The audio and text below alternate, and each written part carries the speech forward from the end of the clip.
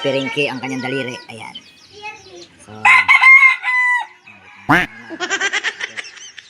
So, syempre, si Daddy Lods nyo, gagawa ng paraan niya. Syempre, ang gamit natin dyan ay masking tape at kawad na may kasamang pliers. At katulong ko si Ampot. Ayan si Ampot.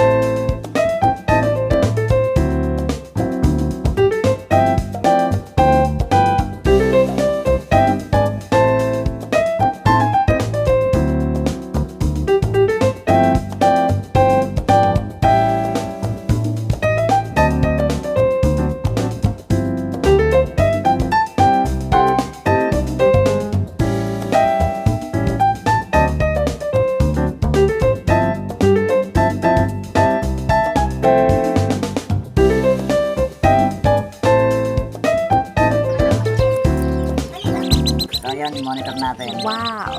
Ilang linggo, ilang araw. Pangkat.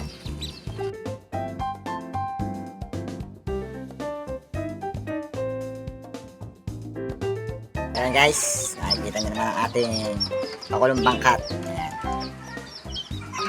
I-monitor po natin ng ilang days. O sabihin natin 1 week. Bago pa siya.